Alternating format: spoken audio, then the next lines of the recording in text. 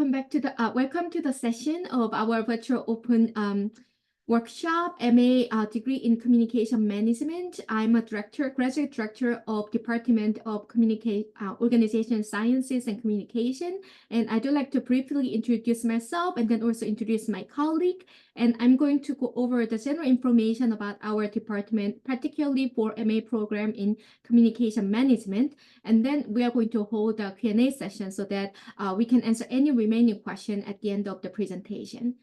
Okay, so again, my name is Youngju Shin. I'm associate professor and also director of graduate studies, MA in Communication Management, and I received my PhD degree from Penn State. And at GW, I actually teach courses about health communication and culture, and then also I'm doing research relating to health communication, immigrant health, and intercultural and substance use and risk behavior prevention. And then we have a colleague, Dr. Sabrine Hamder, who is also professor and graduate director in our department. And then her research focus and also teaching focus on intercultural communication, computer-mediated communication, and then nonverbal communication. Again, you will have more chance to speak to her at the end of the presentation as well. So what is our communication management offer for you? And our MA program communication management actually recommend 3 different tracks. This is recommended. So students certainly, try one track and then they can change their mind to move on to different track. It's totally up to students' need and interest of their research and career goal. So in general, we offer 3 different communication tracks that focus on organizational communication, intercultural communication, and health communication. So how our program works is that all students are required to take either non-thesis option or a thesis option. Here, thesis option certainly provide students interest in research, and then students particularly interested in PhD programs certainly take advantage of taking thesis option to rinse their mini independent research project with the professors like me or any other colleague in our department, and then that will be serving as a great resource for students to prove their academic performance, and then when they apply for a PhD program. However, it's not only limited to students interested in PhD. We also have students who actually are not interested in pursuing PhD, but still are interested in thesis option just because they are curious about their research idea. Again, students have 2 different options to choose for graduation, either thesis option or a non-thesis option. So with that being said, all of students are required to take 5 core courses that are offered within our program unit. So communication theory, research method in communication, persuasion, professional communication, and leadership communication. Regardless of students' particular interest of their own research, all students who receive MA degree from our program are required to take those 5 courses. And starting from actually this coming fall 2024, we redesigned the course, and we actually have a clearer guideline for students take which semester they are supposed to take which courses. So we'll provide a clearer picture about our course curriculums. So again, that we have those 5 required courses that student must take for the graduation, but at the same time, we also give a student freedom to choose electives, whatever, that interest, that make students interested in taking courses within our program unit or different program unit within our department and the other department school unit as well. So here are some examples I just pulled out. So students who are interested in organizational communication track, they can certainly take electives within our department. So we offer courses like organizational communication, and conflict management courses, for example. But we also have another track called intercultural communication. So students could take courses called intercultural communication or intercultural negotiation. The other track, health communication, we offer health communication course about media and health communication campaign and health communication and culture, etc. So there are more seminar courses that are considered as elective every semester, depending on students' needs and also availability of the faculty. So those are just exemplar. We have more courses to offer than listed in here. Just keep in mind that. So you got an idea that, how students who join our program are expected to take 5 core courses in addition to those electives that students can choose from, depends on their interest. However, as I said before, that GW actually offer great resources for networking and taking courses from different department, different school unit as well. So after taking required course and electives from our program unit, students are also encouraged to take other courses from outside. So for example, our department have 3 different program unit, one in communication, the other called organizational science, and third called industrial and organizational psychology. So students can certainly take courses from organizational science program unit that offer leadership in conflict organization or organizational behavior. So certainly, like a student's interest in organizational communication track not only take courses from communication discipline, but also can take courses from different discipline that focus a little bit, like they looked at the same research idea from different perspectives. So students are actually, like a given opportunity to take courses from different disciplines so that students themselves can prepare to be the, either interdisciplinary research or students or scholars to be exposed to different ideas as well. And then also, of course, we have a lot of programs, especially I just highlighted a few of them that students interested in OrCom track could take elective from School of Business. And School of Business actually has several department level. So I just listed as an example that Department of International Business and Department of Management, they focus more on the marketing and then, business strategy, which makes sense given their area of research as well.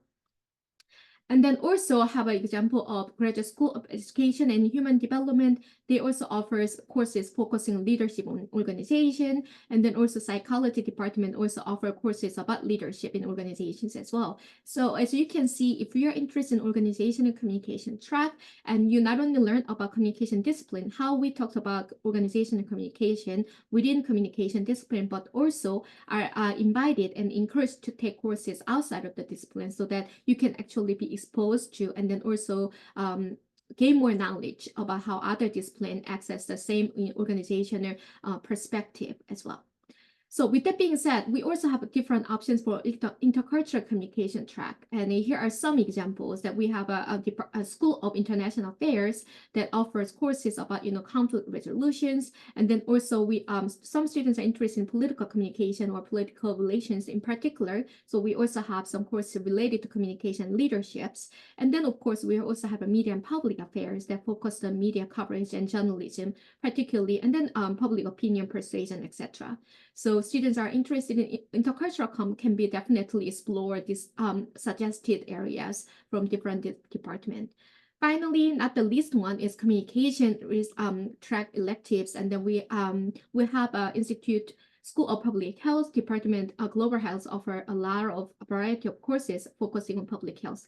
The difference that course we offer within our discipline and then the other is that we mainly focus on communication, whereas public health actually focus more on the general intervention aspects. So micro versus macro, you can say whatever, you just think about, different layers of, how public health has been studied within communication discipline and outside as well. So those are some few examples that I just wanted to share with you when it comes to our MA program with 3 different tracks and how we as a department can offer courses for our students in addition to other resources available to our students at GW.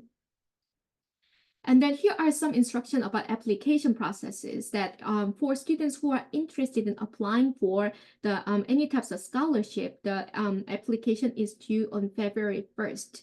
For funding. If you're okay without funding consideration, of course, we are actually making more open-ended, extended due dates for the application. So any students applying until April 1st are considered for the admission without the funding opportunity.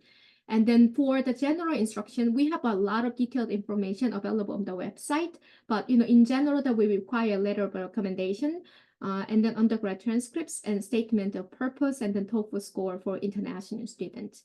For your information, international students who actually did study abroad or completed their undergrad, which native language in English, you do not need to submit TOEFL score. TOEFL score is only needed for students whose native language is not English. for their degree. So I just wanted to make that clear. This is not our department policy. This is general GW policy. So when it comes to application process, it's CCAS Graduate Study Office actually implement the same policy for no matter where you apply. So I just wanted to make it clear. I'm not the one who make a decision about all those required material. Those are the things that you must meet in order for you to be considered to be applied for our program as well.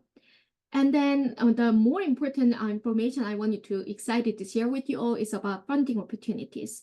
So CCAS in particular offer a variety of the scholarship, but I just listed three fundings that most of my students are actually given based on, of course, their qualification. But just listing three important funding that are available to you at this moment is called Dean's Awards and Global Leaders Award and Graduate Award. So those are the funding scholarship that are given to our new students who apply before February 1st. And then some of you guys may ask, how should I prepare for this funding in application? And my answer to you is that you do not need to prepare anything. Once you submit your just general application, CCAS Graduate Study Admission Office automatically consider you for any types of funding. They actually try their best to find the funding opportunity for you. So there's nothing you need to do. We are going to take care of your application, and then we are going to give you a full consideration of any funding opportunity that are available to you given your application. So again, that we have a funding award committee actually go over your application more specifically for the criteria for each funding available. So if you have any further question about funding, again, then I'm happy to connect you to the admission office so that they can answer more specific question. But those are the general information that I wanted to share with you in terms of application process and opportunity.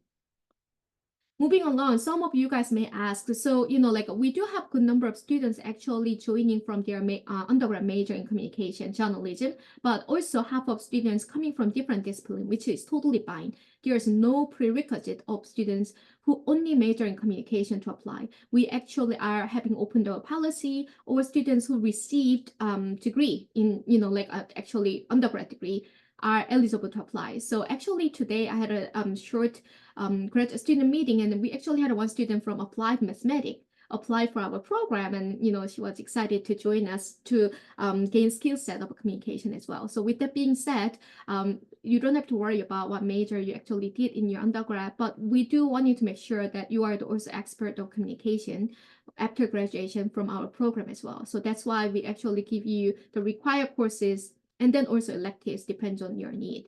With that being said, we have a lot of information, but to make our presentation short, I just wanted to highlight a few of those career trajectory that our students have taken after graduation from our program at GW.